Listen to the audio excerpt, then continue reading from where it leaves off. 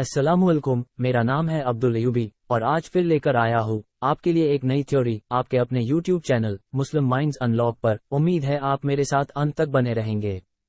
आज हम बात करने वाले हैं कि आखिर क्यों इंडियन मुस्लिम्स को ही बार बार पाकिस्तान जाने का ताना मारा जाता है, उकसाया जाता है। इसके पीछे की साजिश, एजेंडा या राजनीति क्या है?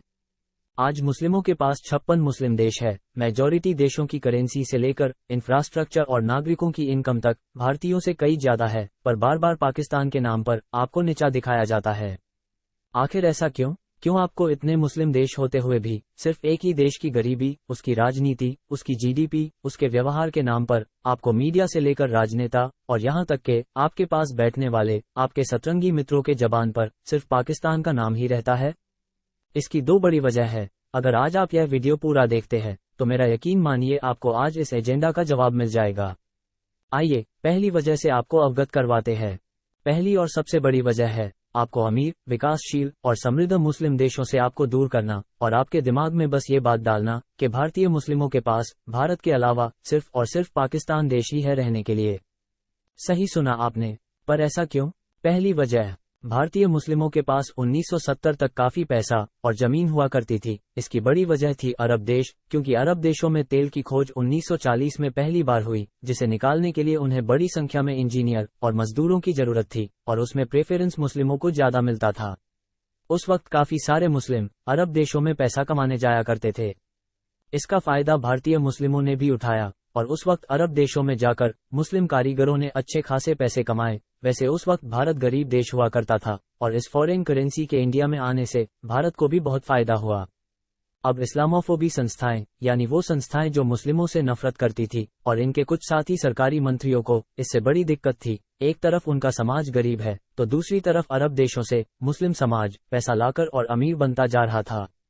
तभी अगर आज आप अपने परदादा या दादा की माली हालत देखेंगे तो उस वक्त ज्यादातर मुस्लिम पैसे और जमीन में संपूर्ण हुआ करते थे और इसी वजह से सरकार से लेकर प्रशासन तक मुस्लिमों से भिड़ने में परहेज करते और सतरंगी संस्थाएं भी चाहकर भी ज्यादा कुछ नहीं कर पाती। अब यहाँ से हुआ साजिश का आगाज।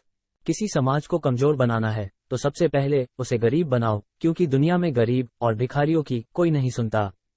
अरब देशों में पेट्रोल दरियाफ्त होने के बाद वहां लाखों में मजदूरों में जरूरत पड़ने लगी। अब उन जरूरतों को पूरा करने का काम सरकार में काम कर रहे कुछ मंत्रियों ने लिया, जिनका मेन मकसद था ज्यादा से ज्यादा गैर मुस्लिमों को अरब देश भेजना और मुस्लिमों की एप्लीकेशंस को ज्यादा से ज्यादा रिजेक्ट करना।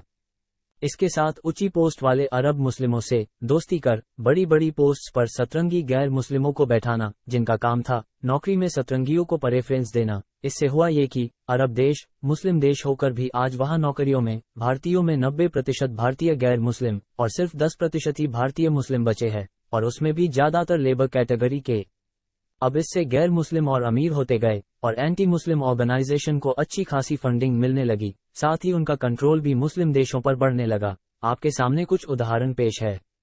Zeeshan MBA degree holder, Mumbai का वेल एजुकेटेड बंदा, दुबई की एक कंपनी में जॉब के लिए अप्लाई करता है, पर मुस्लिम देश में काम करके अरबों कमाने वाली हरी कृष्णा एक्सपोर्ट्स ने जीशान को जॉब देने से इसलिए मन कर दिया क्योंकि वो मुस्लिम है। मतलब मुस्लिम देश में होकर मुस्लिमों से जगह लेकर मुस्लिमों से पैसा कमाकर मुस्लिमों को ही नौकरी नहीं, किसी तरह की कोई शर्म या डर नहीं।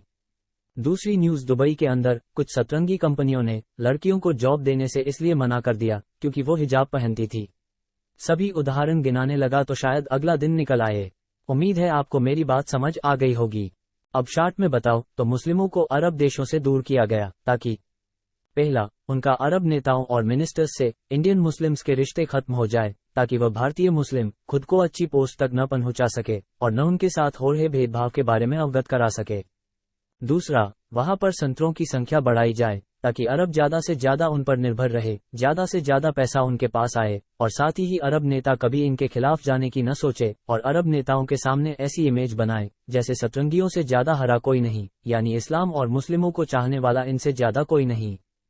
तीसरा, मुस्लिमों को अरब देशों से दूर करके उन्हें बेरोजगार और गरीब रखना ताकि वो कभी अपना बिजनेस मुस्लिम देशों में न खोल सके, क्योंकि उन्हें पता है कहीं न कहीं एक मुस्लिम दूसरे मुस्लिम से विदेशों में जुड़ाव महसूस कर ही लेता है, और एक बार यहाँ भारतीय मुस्लिम आने लगे तो कहीं सतरंगियों का दबदबा यहाँ खत्म न हो जाए। इसके लिए वो वक्त पर वक्त आपको अरब देशों की नेगेटिव न्यूज़ भी मीडिया में बताते रहते कि जैसे अरब जो है वो भारतीय मुस्लिमों को मुस्लिम नहीं मानते। लेकिन अरब देशों की नजर में न सिर्फ भारत बल्कि पाकिस्तान और बांग्लादेश की हैसियत दोयम दर्जे के मुसलमान से ज्यादा नहीं है। बोल तो ऐसे रहे हैं मानो शेखों ने गोदी में बैठाकर बताया हो। इसके अलावा मुस्लिमों के दिमाग में ये भ्रांति डाली गई कि अरब देशों में काम करना कितना मुश्किल है, वह पासपोर्ट जब्त हो जाते हैं या वह कैसे कारीगर फंस जाते हैं। ये सब आपके दिमाग के साथ खेलने के लिए, ताकि आप अरब देश न जाए और ये लोग सिर्फ अपने चुने हुए बंदे ही वहां भेज सके। अब आते हैं दूसरी बड़ी वजह कि भारतीय मुस्लिमों को पाकिस्तान के नाम पर क्यों बार बार उकसाया जाता है। सन 1970 तक भारतीय मुस्लिम एक समृद्ध, शिक्षित और विकासशील समाज हुआ करता था। उस वक्त वैसे पाकिस्तान जाओ के नारे नहीं लगते थे, क्योंकि इंडिया और पाकिस्तान की जीडीपी और ग्रोथ रेट में ज्यादा फर्क नहीं था। पर जैसे जैसे 1990 से पाकिस्तान में करप्शन बढ़ता गया, वो पीछे की तरफ जाने लगा। अब क्योंकि ज्यादातर मुस्लिम अशिक्षित, बेरोजगार, गरीब और मजदूर मानसिकता के होने लगे, क्योंकि उनके दिमाग में शिक्षा के महत्व को खत्म कर दिया गया। वो कैसे किया गया, वो आप मेरे चैनल पर इससे पहले अपलोड किए गए वीडियो में देख सकते हैं।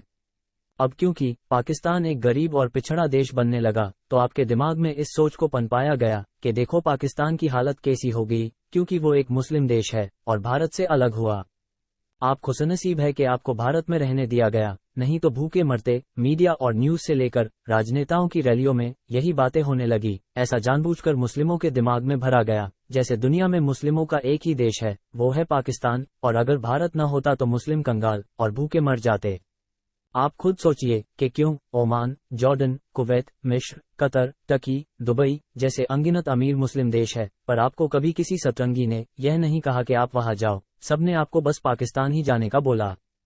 इससे आपके दिमाग में हीन भावना बनने लगी, यानी आप अपने आप को उस शराबी पति की पत्नी समझने लगे जिसका पति उसे गाली दे, मारे, जलील करे, पर आप कहे सब मेरे पति का एहसान। सरल भाषा में समझो तो आज भारत में 29 से ज्यादा स्टेट्स है। कुछ स्टेट्स थोड़े गरीब है जैसे यूपी, बिहार, कुछ स्टेट्स में नक्सलियों की समस्या है जैसे तमिलनाडु और कर्नाटक, तो कुछ स्टेट्स काफी समृद्ध है जैसे केरला। वैसे आपकी जानकारी के लिए बता दूं कि ज्यादातर केरलवासियों के घर में से कोई न कोई जरूर अरब देशों में काम करता है। वैसे ही मुस्लिम देश भी 56 है, कुछ थोड़े गरीब है, कुछ अंग्रेजों द्वारा बोए हुए आतंकवाद से जूझ रहे हैं, तो काफी देश काफी विकासशील, अमीर और सक्षम है। मतलब एक देश के सभी स्टेट्स की हालत एक जैसी नहीं, तो ये सभी मुस्लिम और सभी मुस्लिम देशों से एक जैसे होने की उम्मीद कैसे कर सकते हैं। आपकी जानकारी के लिए ये भी बताना चाहूंगा कि दुनिया में ईसाई देशों से ज्यादा सतरंगी मुस्लिम देशों में काम करते हैं, और इंडिया को सबसे ज्यादा फॉरेन करेंसी से पैसा भी इन्हीं मुस्लिम देशों से मिलता है। अगर आज यह मुस्लिम देश न होते तो भारत शायद आज भी एक गरीब देश ही होता। वैसे पहले पाकिस्तान के साथ साथ बांग्लादेश भी इन लोगों की लिस्ट में हुआ करता था कि जाओ बांग्लादेश चले जाओ, पर जब से बांग्लादेश की ग्रोथ रेट और प्रति व्यक्ति आय भारत से ज्यादा हो गई, तब से इन्होंने बांग्लादेश जाने का भी मना कर दिया है। अब इनके पास सिर्फ पाकिस्तान ही बचा है। देखा जाए तो पाकिस्तान से भी कई ज्यादा गरीब एशियाई देश है जैसे वियतनाम, युगांडा आदि, पर यह कभी इन देशों की बात नहीं करते, क्योंकि पाकिस्तान का नाम लेकर ही यह आपको टारगेट कर सकते हैं। उम्मीद है आपको मेरी बात समझ आई होगी कि अपने आप और मुस्लिम समाज को छोटा समझना छोड़ दे, और केवल पाकिस्तान ही इकलौता मुस्लिम देश नहीं दुनिया में जो मुस्लिमों की इमेज को दर्शाता हो। ये बात सतरंगियों को भी समझा दें जिनके अब्बा, जीजा, ताऊ मुस्लिम देशों में रह रहे हैं और ऐश की जिंदगी जी रहे हैं। मेरी आप लोगों से गुजारिश रहेगी कि अगर आपके 2 या 3 बच्चे हैं तो एक को अपने पास रखे और बाकी को बाहर जॉब करने जरूर भेजे। वो बाहर जाकर इतना पैसा कमाएंगे, वो भी हलाल, जितना भारत में कभी न कमा पाते। ढूंढने पर खुदा मिल जाता है, तो वहां जाने का रास्ता भी मिल ही जाएगा। अगर आपके बच्चे वहां पर सेट हो गए तो यकीन मानिए, न आपके माता पिता को, न कभी आपके बच्चों को, और न कभी आपके बच्चों के बच्चों को पैसे की तंगी देखने पड़ेगी। और वैसे भी आप गरीबी में मेहनत कर जी ही रहे हैं, तो मेहनत वहां करे जहां पैसे ज्यादा मिले। फर्क सिर्फ एक कोशिश का है। रेफरेंस के लिए आप अपने उन रिश्तेदारों या दोस्तों या उनके रिश्तेदारों से बात कर सकते हैं जो बाहर नौकरी कर रहे हैं। मैं आपसे कहना चाहूंगा कि कामयाब होने के लिए कोशिश तो करनी होती ही है। 56 मुस्लिम देश होकर भी हम अपने आप को उनसे जोड़ नहीं पाए, या ये कहूँ कि हमारे रिश्तों को तोड़ा गया। पर अगले वीडियो में मैं आपको मुस्लिम देशों से जुड़ने के कुछ तरीके बताऊंगा। अब मैं आपसे विदा लेना चाहूंगा, पर जाने से पहले आपसे दरख्वास्त है कि अपने भाई के चैनल को लाइक और सब्सक्राइब जरूर करें, ताकि आपको ऐसे वीडियो आगे भी देखने को मिलती रहे। और हमारे प्यार नबी मोहम्मद सल्लल्लाहु अलैहि वसल्लम साहब ने कहा था कि ज्ञान बांटने से बढ़ता है, तो इसे सुन्नत समझकर अपने सभी भाइयों और दोस्तों के साथ शेयर करें। शब्बा खैर, अल्लाह हाफिज।